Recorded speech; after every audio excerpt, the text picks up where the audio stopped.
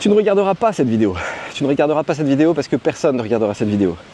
Comment je sais que personne ne regardera cette vidéo? Et ben c'est parce que personne n'a regardé ma vidéo précédente, qui était pourtant passionnante, sur Peter Lynch, et que j'ai pourtant envoyé à 2 amis qui eux-mêmes n'ont pas regardé la vidéo. Pourquoi envoyer à 2 amis? Envoyer exclusivement à 2 amis, parce que ce sont 2 amis qui ne se connaissent pas et qui ne connaissent pas mes autres amis et qui sont un petit peu dans le game réseaux sociaux, donc ils savent un petit peu de quoi ils retournent, qui sont capables de me donner des retours intéressants sur ce que je fais, s'ils ont envie de faire des retours. Et c'est bien suffisant. Et le fait d'en parler à personne permet de dire exactement ce que tu as envie de dire, rien d'autre. Et ça n'a pas d'implication particulière si ce que tu dis n'intéresse personne. Donc personne ne regardera cette vidéo parce qu'elle n'a pas de sujet YouTube précis. Je regardais des vidéos d'expatriés hier et je me rends bien compte que quand tu veux faire une chaîne, il faut avoir un sujet. Par exemple, tu peux t'être barré en Espagne et en faire un sujet sur l'expatriation pour expliquer 25 000 fois ce que ça implique de s'expatrier à des gens qui sont 101. Et de toute façon, la plupart des vidéos qui marchent sont des vidéos 101, c'est-à-dire des vidéos qui s'adressent à des gens qui connaissent rien au sujet. Parce que forcément, c'est là où tu as le plus de monde, le plus de clients potentiels. Donc, moi, ça m'intéresse pas de faire des vidéos 101. Ça m'intéresse de faire des vidéos qui s'adressent à des gens qui sont à peu près là où je suis dans leur tête. Et donc faire une vidéo d'expatrié pour t'expliquer que oui, c'est expatrié, c'est intéressant parce que j'en avais marre du ciel gris, donc je suis parti en Espagne. Mais il faut savoir que quand tu arrives en Espagne, c'est compliqué parce qu'il faut se séparer de ses amis, il faut se séparer de sa famille. Il y a les démarches administratives. Au début, c'est la fête, tout est beau, tout est gentil. Et puis, quand tu rentres dans le quotidien, et ça devient un quotidien comme partout ailleurs, mais quand même, ça vaut la peine. D'ailleurs, j'ai adopté un chien. Ça, c'est ce qu'ils disent. Tu ne me verras pas adopter un chien.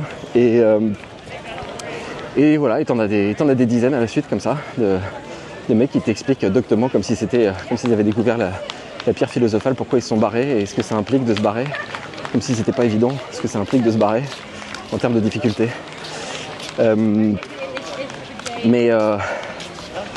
Donc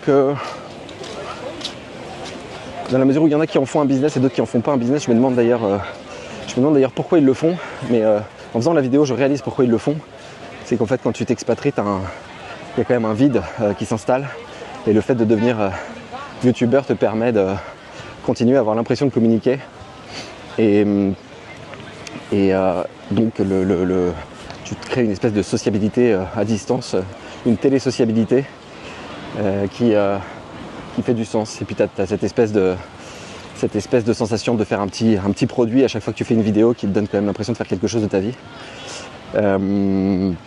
Voire donc dans le meilleur des cas de réussir à transformer ça en business pour vendre le vide de ton existence à des esclaves de bureau, comme dirait l'autre.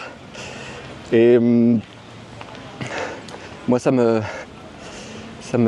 parle pas trop, mais par contre je trouve quelque chose dans l'exercice de parler à une caméra. Ça me permet de voir moi à peu près où j'en suis au niveau élocution, au niveau capacité à enchaîner les idées, et ça permet aussi de faire un point qui ressemble un peu à un journal, parce que quand tu poses les idées sur le papier, ou à plus forte raison quand tu les poses devant une caméra, ça permet de voir où t'en es et ça évite de retourner les idées de manière différente 150 000 fois dans ta tête. Si tu commences à le faire, après tu réalises que tu as déjà eu l'idée, et donc il est peut-être temps de passer à une autre, ou en tout cas tu peux t'épargner d'avoir à la penser, puisqu'il suffit de regarder ce que tu as déjà pensé, qui correspond à peu près à ce que tu continueras de penser. Voilà, donc idéalement il faut dépasser ça. Et moi en ce moment je suis dans l'optimisation du temps, et cette optimisation du temps consiste à déterminer les meilleurs moyens d'allouer ce temps, quels sont les choix optimaux dans la recherche de soi. Et pour l'instant je suis arrivé au sport, je suis arrivé au dessin, je suis arrivé à la culture, je suis arrivé à l'économie, et tous ces domaines se recoupent un peu, ils s'auto-alimentent les uns les autres.